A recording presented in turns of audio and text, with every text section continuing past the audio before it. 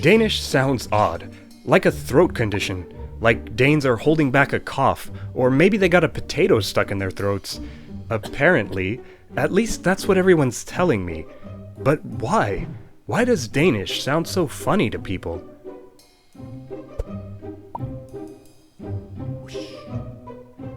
I recently explored how Swedes, Norwegians, and Danes can all communicate without having to switch languages. But this wasn't fair and even. Some languages were more intelligible than others. The internet eagerly pointed its finger at one language in particular. Danish did it. I post a video and I'm told that Danish is a throat condition. I log into social media and I read about the potato in their throat. I go visit a discussion board and it's a strangled goose. A study tells me Swedish kids hear Danish as uglier and stranger than Danes do Swedish. Sure, some of this is banter and good-natured teasing, but even taking it all with a grain of salty herring, I still have to ask, what makes Danish sound so funny? Maybe I could just add my own theory. I'll blame it on too much Danish butter in their kringler. But no, this is native lang, so you already know what we're about to do. Sift through the history of Danish to uncover what specifically about its pronunciation makes it stand out. Now, Danish is notoriously hard to learn to pronounce. You'll hear me try, but somebody please back me up. Grød med fløde. Okay. Travel back in time. Once upon a 1300 years ago, Denmark was speaking an Indo-European Germanic language with a unique northern flavor, which we call Old Norse. To them, it's the Donsk tunga, the Dane tongue. Throughout Scandinavia, this is a time of unity. Everywhere you go, Norse sounds like Norse. But soon these Dane-tongers grow restless and get upgraded to Viking status. In the Viking Age, something will change.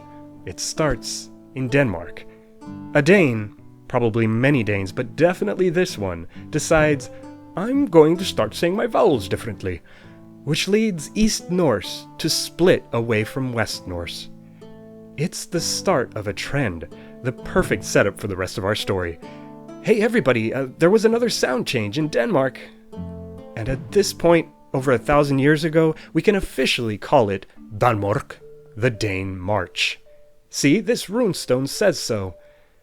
The Vikings settle down. The Middle Ages settle in. At this point, Scandinavia is a continuum of dialects that smoothly trace their origins to East and West Norse. Oh, and the too often forgotten Old Gutnish on its own island, where vowels sometimes didn't agree with either Norse, West or East. Officially, though, this is an era of Latin, not too much written Norse, until Denmark decides to go medieval and ink the Scanian law. Thanks to scribal copying, this law was available in multiple versions, including this awesome one in runes. Its words show off another Danish change. Unstressed vowels are getting weaker. This is how your nicely distinguished endings in Swedish and Norwegian will all end up in Danish with a. Meanwhile, the Hanseatic League is uniting to dominate the continent's northern coast, which brings a war and many new words from Middle Low German, or Middle Nether Dutch. Also, meanwhile, another change is happening in Denmark. Consonants becoming softer, like how t softened to the in matr to mad. This is Lenition. It's a normal change, just ask Spanish, but weirdly, Danes do it at the end of syllables. Consonants and unstressed vowels are weakening, but stressed vowels are multiplying. By count, Danish will end up with more distinct vowels than maybe any other language. Now this is a Danish that's getting different. We're onto something. But on the sounds funny scale, so far I'd rate it a chuckle. So far. It's 1526. A Swede writes that Danes sound like they want to cough, turning words in their throats, writhing and ringing. What is this throatiness? We won't know for another 2 centuries, before a Danish grammarian writes in the Concordia res parvae crescunt. Hey, at least my Latin works. Also, bold title. Well, this book describes how Danes pronounce many syllables with a very little hiccup. And a little hiccup with a bold name, a punch, shock, or blast, is a stød. This punch to the throat isn't one sound. It sums up an entire process, a complicated process with multiple phases and a bunch of anatomy happening in your throat. It's not on every syllable either. These don't have it. Tørre, gøre, These ones do. sår, dør. It's been called creaky, cough-like, and let's not forget, a constant stream of tiny hiccups. And it is crucial if you ever want to master that genuine Danish accent.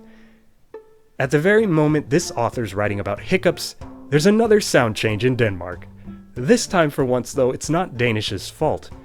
Danish preserved a trilled Norse rrr. But now, throughout France and Germany, a new R is spreading. A dramatic change worth its own story, the so-called guttural R. Instead of a front-of-the-tongue trill rrr, it's a back-of-the-mouth R.